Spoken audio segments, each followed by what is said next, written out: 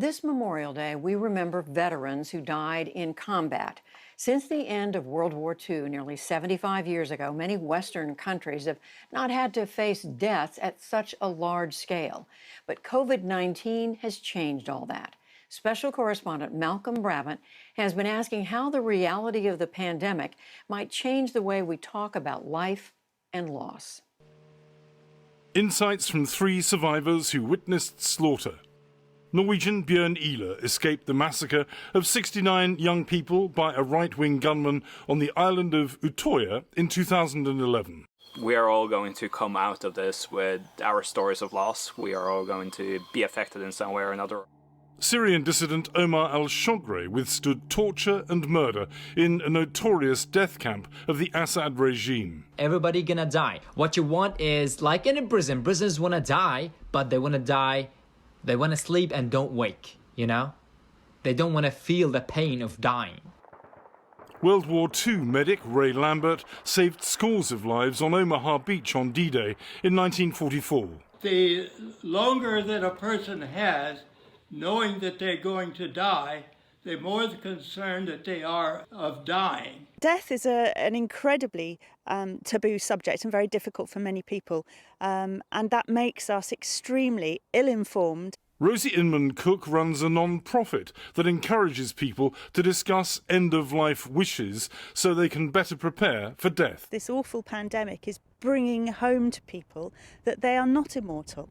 For so long, we've all lived in this glorious golden world in the Western world, haven't we, where a lot of us haven't experienced any deaths of close relatives or friends until we're in middle age. And this is really bringing it home to a lot of people how vulnerable we are as humans. The ancient Greeks believed the dead had to cross the river Styx to enter the underworld or the afterlife. The concept of heaven sustained Omar al-Shogri as he languished in Syria's Sadnaya prison, where more than 13,000 executions have taken place, and al-Shogri was almost beaten to death.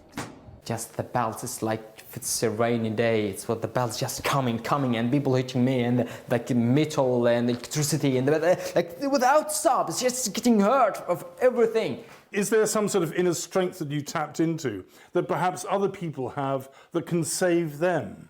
During my time in prison, we created this survival mechanism in our brain where you think about everything as the best moment of your life. So when they torture me, I count the belts they hit me with, how many belts, and the time when they hit me with the belt, I imagine a tree growing in my garden, the paradise, to make that concrete for myself.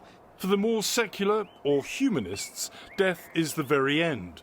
But according to Rosie Inman Cook, that doesn't stop people from being irrational or superstitious. For a lot of people, they still can't make a will because they think they're tempting fate. They can't talk about their own death because they think they're going to induce it. There's a lot of fear.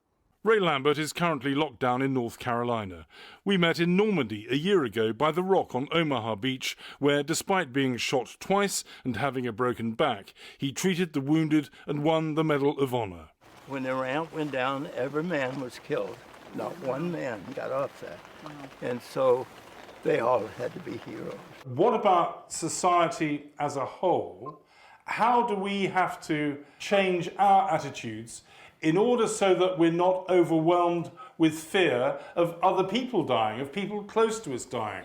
We knew that we had 15% of the troops going in that day that would die, but that wasn't on our minds so much. So the continuous talk about this is causing people to be nervous and getting angry about things, and if we could just stop that, then it would be a lot easier.